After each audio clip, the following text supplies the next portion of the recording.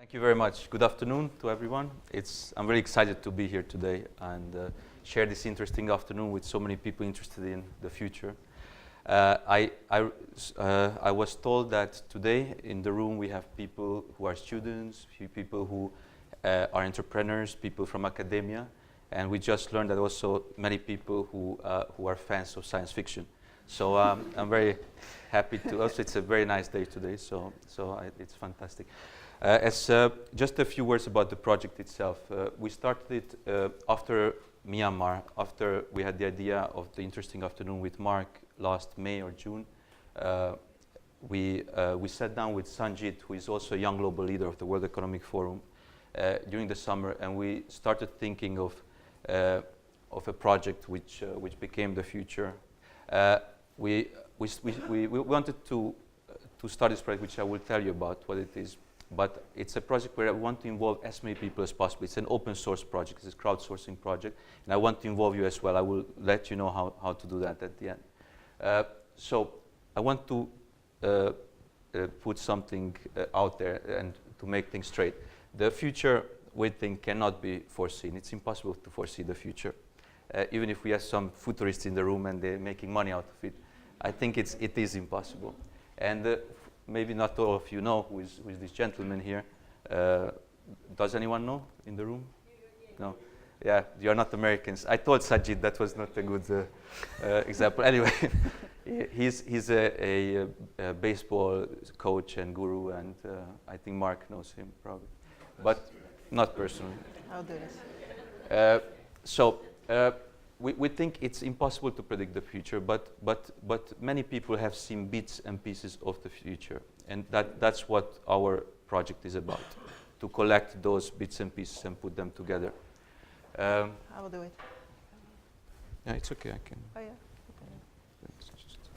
So, looking back, before we look forward, let's look back for just a few seconds. I mean, there were so many really bad predictions. Like, for example, this one. In 1920, the New York Times wrote an article, which some of you might have heard of, that we will never get to the moon. Then in 36, in a book called History of the Future, it was predicted that democracy will be dead by 1915. Or let's get another one. This is one of my favorite. Steve Ballmer, Microsoft CEO, in 2007, not so long ago, predicted this. Obviously, he was wrong. So is it worthwhile to make such predictions? Many of them will be wrong, obviously, but it's to catch. We want to catch enough number of predictions of insights into the future by crowdsourcing to make sense of it. So what we have done is asked around. We selected 200. We started by selecting 200 leaders, thought leaders around the world. Then we shortlisted 100. We have a connection to the World Economic Forum, so that was very helpful. So we interviewed them, and then we opened it up to universities around the world. So we went out and asked students to also give us insights. And then the next step is to also organize such events where also we spread the word and collect even more. And then we will synthesize, of course, this data. So this is what the Future 50 is about. It's a Harvard University project to get in collaboration with the World Economic Forum's young global leaders. And I want to show you a few insights that we collected. So we asked this question: what is the vision of the future? And for example, Badr Jafar, who is has been elected the CEO of the Middle East for the past few years. He predicts that by 2060, natural gas will take over oil as the main energy resource in the world. Then another insight regarding the health sector. Sulaimi Gourani, who is also a friend, she has been elected the 40 under 40 most powerful woman in Europe. She's a motivational speaker, and she thinks that your toilet will change its functionalities in the near future. in technology, we have Toby Simon. He's an Indian CEO and social entrepreneur. He thinks that technology will change such that will change the patterns that we use to communicate within the family, and this will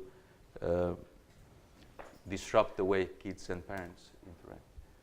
Maurizio Bussi, he's a director at the ILO, the International Labour Organization, and he thinks that you will not need to recruit anymore people the traditional way. They will come to you, recruiters will come to you just mining your social profile.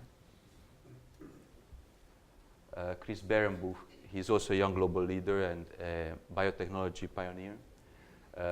He thinks that we are going to change our biological identity, and we will transit into a digital existence, meaning that we'll have a copy of ourselves in a digital world, even when you stop existing in your body. Imagine the effects of that. Arno Ventura, he's a social entrepreneur and a microfinancier, also a young global leader. He was working in international development, and he thinks the way we know poverty will stop existing in the near future, in the next 50 years. Ian Solomon, the ex-governor, US governor of the World Bank, he thinks that will change the patterns in which we vote, not only every 4 years, but whenever you buy something in the shop, you are voting. In a similar fashion, you could make choices for your community or your country.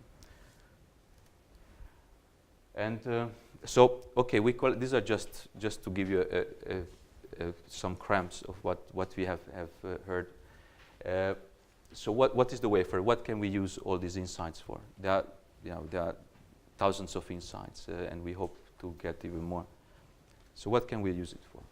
What we think is, what we hope is that we could use these predictions for innovators to build a better future, to speed up how the future will look like, and to influence that, to inspire change. Policymakers to create the framework, the regulatory framework to allow this. And for people like us, like me, like you, to be prepared for a future and to craft a future where we want our children to live. So this is the project about. It started about almost a year ago. We have established a Facebook website, which I would invite you to go and visit, and to be part of this very interesting project. And thank you very much. Thank you.